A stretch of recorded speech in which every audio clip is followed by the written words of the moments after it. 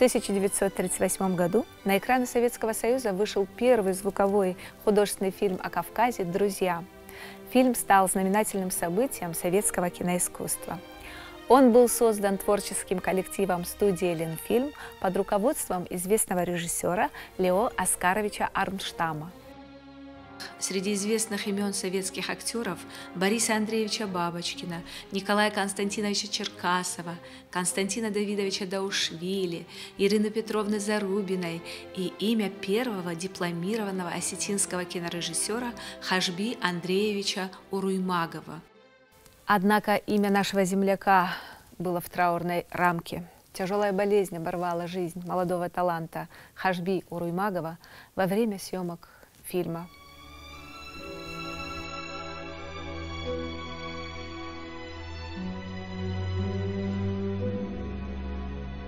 Будучи студентом художественного училища, я часто приходил к художнику Юрию Зантьеву. Это улица Шмулевича, художественные мастерские. Там по соседству была мастерская Азамбека Джанаева, который в это время снимал «Астинскую легенду». Ну, я приходил, однажды он спрашивает, кто этот молодой человек. Он из Дагары, парень, художественное училище учится. Ну, тогда он земляк Хашби Уруймагова, что ли. Это великий первый астинский режиссер, кинорежиссер. И тогда вот меня этот человек заинтересовал, конечно, в это время. Потом я познакомился с Мироном Тибираевым. Тогда он окончил ВГИК, операторский факультет, ученик Гальперина. И он тогда тоже вот часто вспоминал. Вот тогда первый астинский кинорежиссер, который снимал фильм «Друзья».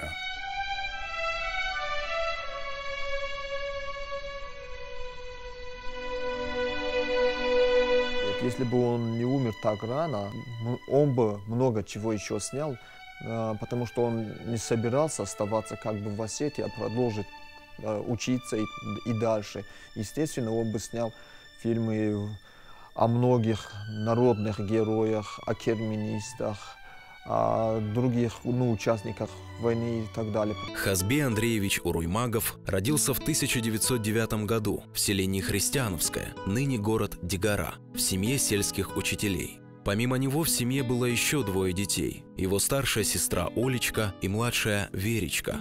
Отец Хасби, Андрей Майранович Уруймагов, был известным деятелем народного образования, одним из инициаторов создания в 1907 году в Христиановском народной школы. Сейчас это средняя общеобразовательная школа номер 1 имени Героя Советского Союза Кибизова в Дегаре.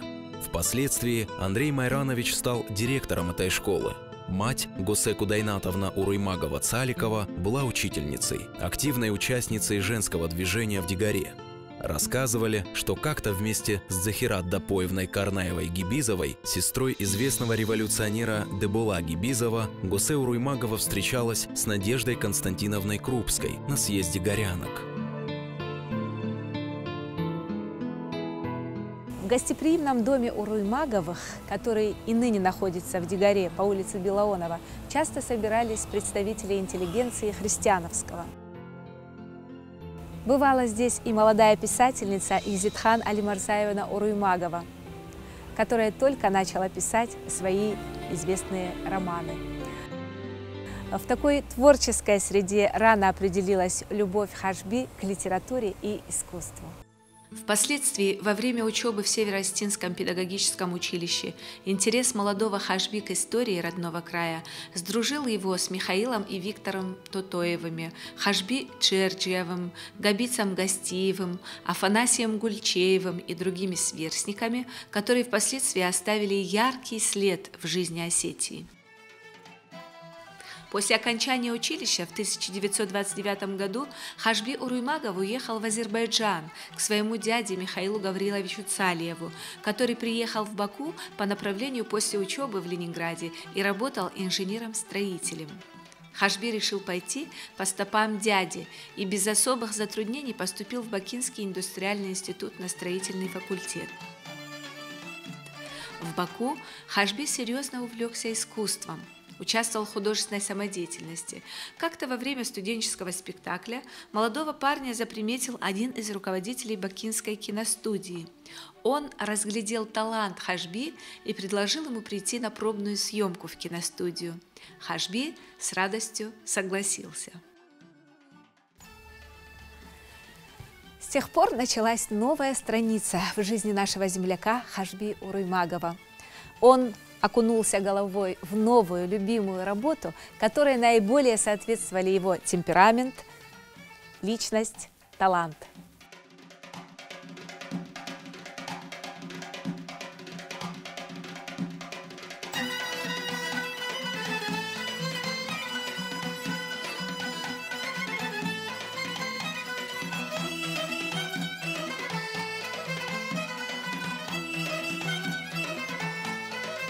Вскоре после первой эпизодической роли Хашби Уруймагову предложили более серьезную роль, требующую более глубокого проникновения в человеческий характер.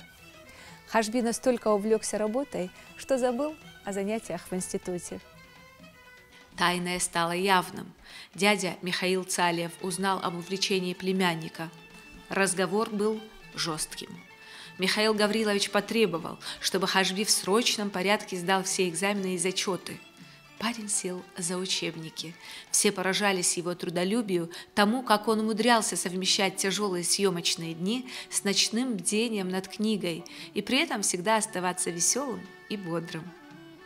Между тем, Хашби окончательно определился с профессией. Он решил связать свою жизнь с кинематографом. Бакинская киностудия предоставила Хашби Уруймагову, как подающему большие надежды в искусстве, просторную светлую комнату. Молодой актер не знал, что с ней делать. «На что мне такие апартаменты?» – шутил Хашби. Каково же было удивление его друзей и родственников, когда они однажды пришли к нему домой и обнаружили, что Хашби уступил квартиру большой семье соседей, а сам перебрался в их каморку. Возмущению одного из родственников не было предела. «Да как мы будем жить в этом подвале? Здесь же нечем дышать!» Ни слова не говоря, Хашби выскочил за порог, кепкой загреб воздух и поднес его двоюродному брату со словами «Дыши кислородом». И в этом был весь Хашби Уруймагов. Неиссякаемое жизнелюбие, оптимизм, чувство юмора, умение находить в любой ситуации забавные моменты. Все это соседствовало, уживалось с серьезностью, даже фанатизмом в работе, тонкой наблюдательностью. В 1930 году Хашби Уруймагова вместе с Ниязи Мустафа Аглывалаловым и Гусейн Сеидзаде выбрали среди десятка молодых талантов Бакинской киностудии и направили на учебу во Всероссийский государственный институт кинематографии в Москву. Ныне Всероссийский государственный институт кинематографии. Вот как впоследствии писал Сеидзаде о совместной учебе с Хашби Уруймаговым в Авгике. Хашби Уруймагова я помню по режиссерскому факультету Государственного института кинематографии. Он учился со мной на курсе Сергея Михайловича Эйзенштейна. Каждое утро, когда Хашби входил в аудиторию, мы все невольно оборачивались в его сторону и с каким-то юношеским восторгом любовались этим высоким, стройным, наделенным мужской красотой человеком. Хашби вечно был веселым и улыбался. Его добрая, по-детски чистая и наивная улыбка еще больше украшала его скульптурное лицо. Его движения, манеры, взгляд не были похожи на манеры горячего горца. Весь его облик, обращение с окружающей его средой свидетельствовали о высокой внутренней культуре, наличии большого интеллекта. Однако за внешностью скрывался вулканический темперамент его нации. Я пишу об этом только потому, что хорошо помню слова, сказанные Эйзенштейном в адрес Хашби на экзаменах. Сергей Михайлович при определении успеваемости своих воспитанников никогда не пользовался бальной системой. Отчасти он был прав. Едва ли записи «отлично», «хорошо», «удовлетворительно» могут дать исчерпывающий и точный ответ. Эйзенштейн избегал ошибок, ибо речь ведь шла о судьбе будущего художника, его 6-летнем студенческом труде и перспективе. Эйзенштейн вместо отметок подробно говорил о каждом студенте, о проделанной работе, о комплексе его знаний и способностей. Хашби Уруймагов сдал разработку, то есть раскадровку убийства Юлия Цезаря. При этом я тоже присутствовал. Как помню, Сергей Михайлович долго, пристально всматривался в работу Хазби. Затем тяжело поднял голову, бросил пытливый взгляд на Хазби, загорелись глаза у профессора, он громко воскликнул: «О, какой темперамент!». Хазби учился хорошо и был энергичным общественником в общежитии, где разместились студенты из национальных республик. Если бы Хазби дано было прожить больше, то мы бы все гордились им не меньше, чем итальянцы Федерико Феллини, японцы Акирой Куросава, индусы Раджем Капуром, французы Жаном Ренуаром. Но, увы.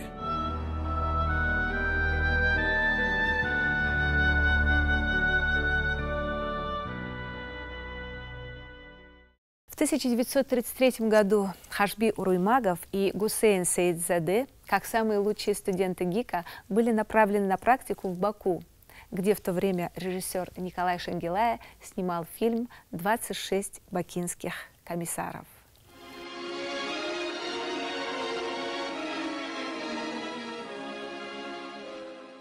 Батальные и массовые сцены были поручены молодому Уруймагову, как самому способному студенту ГИКа.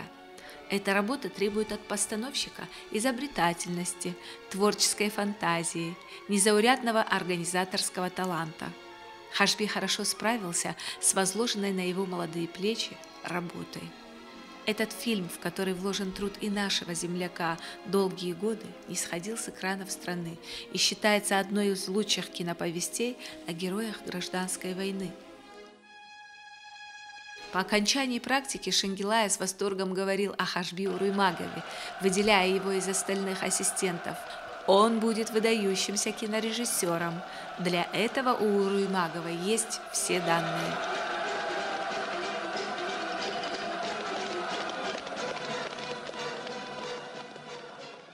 В 1937 году студия «Ленфильм» приступила к съемкам фильма «Друзья», повествующего о гражданской войне на Северном Кавказе, о дружбе, рожденной революцией между русскими, осетинами, ингушами и кабардинцами, о славных героях гражданской войны.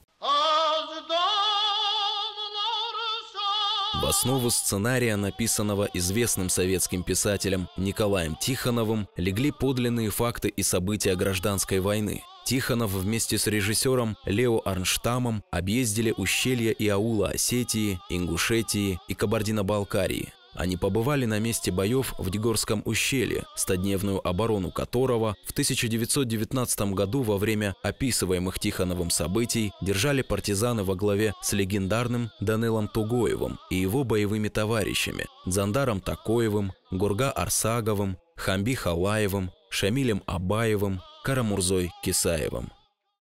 Писатель и режиссер встретились в Дегоре с бывшим партизаном-керменистом Бета Базевичем Тихиловым, который болел, был прикован к постели. Про эту встречу с Бета Николай Тихонов написал рассказ «Старый партизан», опубликованный в 1968 году в журнале «Огонек». Тогда же Николай Тихонов написал свои знаменитые слова: «Если вы хотите увидеть красивых мужчин и женщин, приезжайте на Кавказ, в селение Дегора».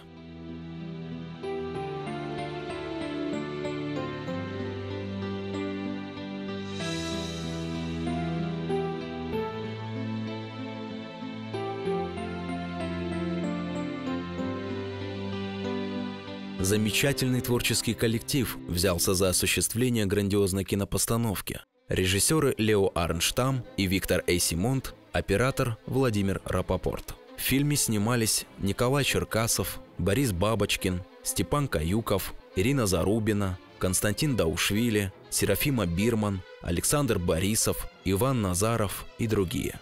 Музыку к фильму написал Дмитрий Шостакович. Прообразом главных героев фильма стали Бета Тихилов и Сергей Киров.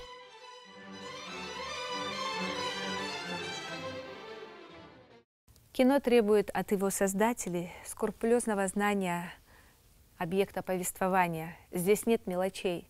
Важно знать, досконально изучить эпоху, людей, их жизнь, нравы, характеры, обычаи, национальное своеобразие, с тем, чтобы кинорассказ был правдивым. В съемочную группу решили привлечь молодого талантливого консультанта-ассистента, выпускника ГИКа Хашби Уруймагова.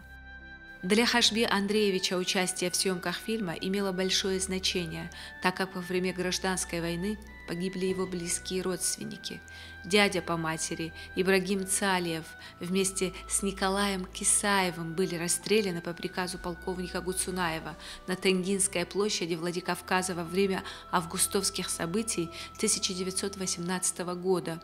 А дедушка Гудаси Цалиев убит белогвардейцами в январе 1919 года во время трехдневной обороны селения Христиановское.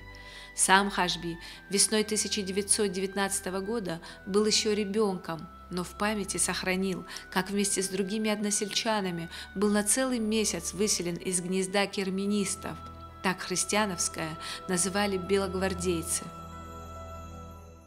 Благодаря Хасби Уруймагову, он тоже причастен к этому. Вот сняли фильм, первый звуковой фильм о Кавказе «Друзья». И этот фильм имел большое значение. Так, это в фильме были события были связаны с гражданской войной на Северном Кавказе. И вот такие фильмы нужны, так как этого сейчас не хватает. Надо, чтобы дружба народов с Россией была, чтобы узнали историю какую-то и так далее. Возьмем, к примеру, о Хевсурах сняли несколько фильмов, и люди их узнали. Хасби Уруймагов с большим увлечением взялся за работу. Было видно, он явно тяготеет к большим эпическим полотнам, где в полной мере можно было показать характер народа, его силу и волю. Хасби Андреевич с воодушевлением взялся за массовые сцены, но после нескольких репетиций отказался от помощи статистов, так как заметил некоторую наигранность и неестественность актеров. Он принял другое решение. Срочно приехал на Кавказ и повторил путь, по которому прошли Тихонов и Арнштам, когда готовили сценарий фильма. Уруймагов пригласил на съемки подлинных участников тех событий. Таким образом собралась целая группа, в которую вошли осетины, балкарцы, ингуши. Так в съемках фильма приняли участие наши земляки Георгий Калоев, Дабуци Гадзауов, Захо Авзурагов и 15-летний Гуго Уруймагов. Участники съемок с большим уважением относились к Хасби Андреевичу. Без него не снимали ни одну сцену. Николай Черкасов, игравший роль партизана Бета, прообраз Бета Тихилова, всегда советовался с Уруймаговым перед каждым дублем. Хасби Андреевич помогал исполнителям находить верное решение. Хашби Уруймагов на съемках был всеобщим любимцем. Его юмор и трудолюбие были неиссякаемы. Стоило ему появиться на съемочной площадке, как он сразу же оказывался в окружении товарищей, и работа шла без передышек до полуночи. Работали все с большим азартом, обедая там же, на съемочной площадке. Неожиданно гремел бас Николая Черкасова, ему что-нибудь отвечал Хашби Уруймагов, окружающие покатывались со смеха. Черкасов и Уруймагов хорошо умели подыгрывать друг другу, и работа на съемках шла веселее. В фильме Хашби участвовал и как актер, сыграв эпизодическую роль партизана Хашби. Когда членов съемочной группы попросили написать свои впечатления о работе над фильмом, то Уруймагов сразу же откликнулся на это предложение, написав статью о главном герое картины Бета. Статья была опубликована в апреле в газете «Социалистическая Осетия» за 1937 год. Вот что он написал. Одной из центральных фигур картины является дегорский партизан по имени Бета. Представьте себе человека, который месяцами не раздевается. Человека, который в своей заношенной черкеске и чуваках проводит день и ночь, сон и праздник. Этот человек Бета, изгнанный за оскорбление князя из своего дома и лишенный возможности вернуться в него. Затравленный и доведенный до нищенского состояния, Бета испытывает всяческие притеснения и невзгоды, но стихийное свободолюбие в нем не угасает. Бета и в голову не приходит мысль, что его удастся затравить и загубить в изгнании, не дав возможности отомстить за себя. Наоборот, он отлично понимает, что белые князья и царские генералы пожелают весь народ загнать в ярмо рабства и войны, и что этот народ, который Бета знает по себе, не терпит генералов и восстанет против них. Бета верит в будущую весну, когда он посчитается со своими врагами. Он не хочет быть ничьим рабом и крепит себя всячески и даже следит за своей внешностью. Одетый в изодранную черкеску, но гордый и непреклонный, Бета каждый раз в присутствии посторонних людей лихо засучивает истрепанные рукава черкески, чтобы скрыть рванину и не уронить своего достоинства. В таком виде Бета выходит на арену гражданской войны, войны за советскую власть, за революцию. Здесь он связывается крепко дружбой с русским большевиком Алексеем, посланным на Кавказ для помощи местным большевикам.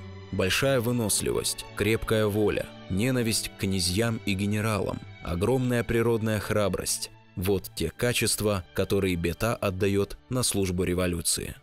Ассистент режиссера Уруймагов. И, товарищи, пусть ни один коммунист не останется в городе. Все в дорогу. Петя, да? Ты поедешь по границе Чечни. Казби, да.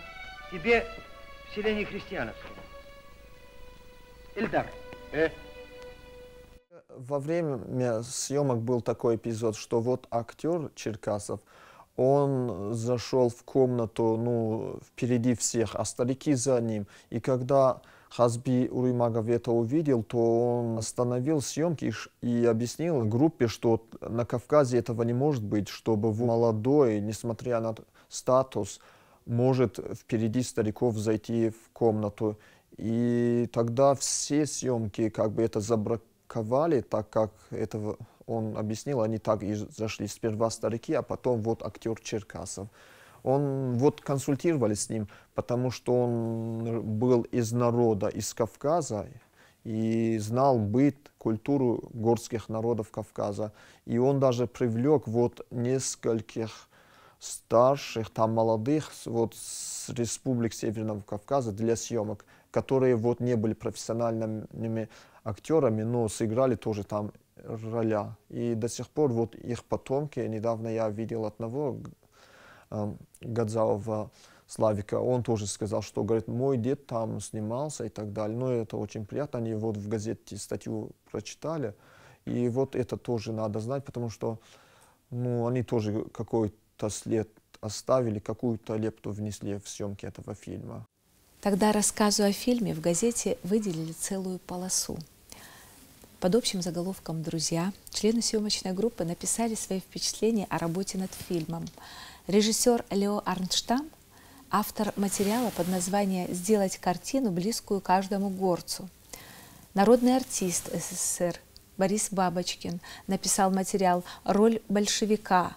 Артист Константин Даушвили описал образ Умара. О своем герое рассказал Сергей Каюков «Героическая смерть Муса».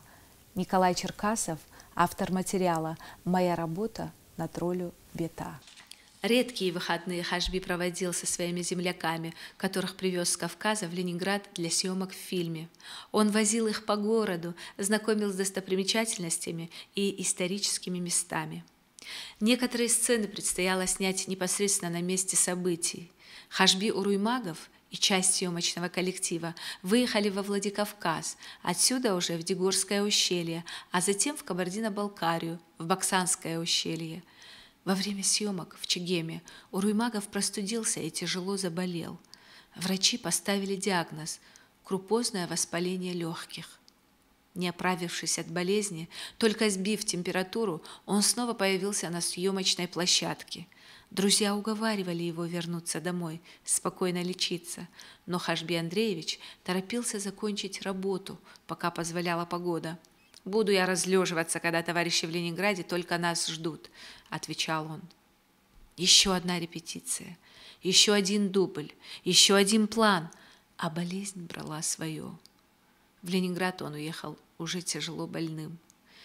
И все равно до последнего дня, пока лента не была смонтирована, не бросил работу. 6 августа 1938 года тяжело больного Хашби Андреевича привезли во Владикавказ, а 8 августа его не стало. Похоронили Хашби Андреевича Уруймагова на Тангинском кладбище. Через 3 дня после смерти Хашби Уруймагова 11 августа 1938 года вышел фильм «Друзья». Фильм был встречен с большой радостью и стал значимым событием советского киноискусства. отрадно сознавать, что среди создателей первого звукового фильма о Кавказе был и наш земляк, первый профессиональный осетинский кинорежиссер Хашби Андреевич Уруймагов.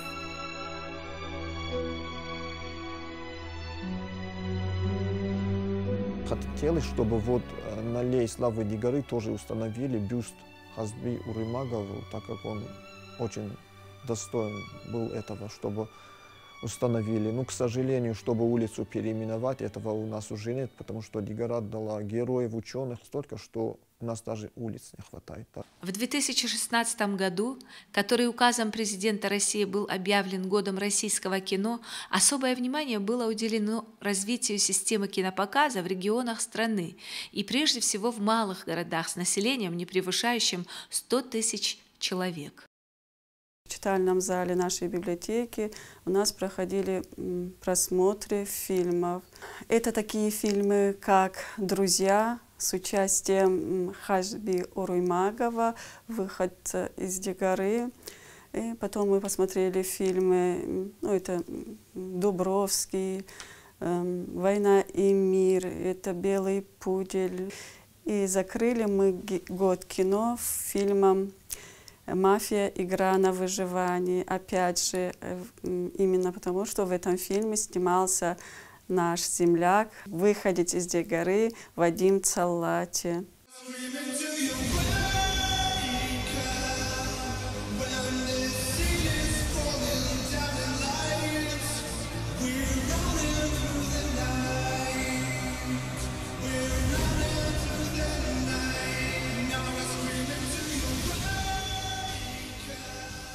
У нас в библиотеке в основном присутствовали школьники, студенты.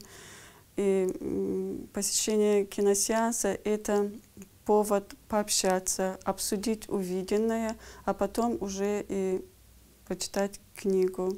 Можно предположить, что если бы Хашби Уруймагов не ушел так рано из жизни, он бы обязательно снял фильмы и о легендарных керменистах, и, конечно же, по роману Изетхан Алимарзаевны Уруймаговой «Навстречу жизни». Но звезда Хашби Уруймагова, блеснувшая так ярко, сразу же погасла.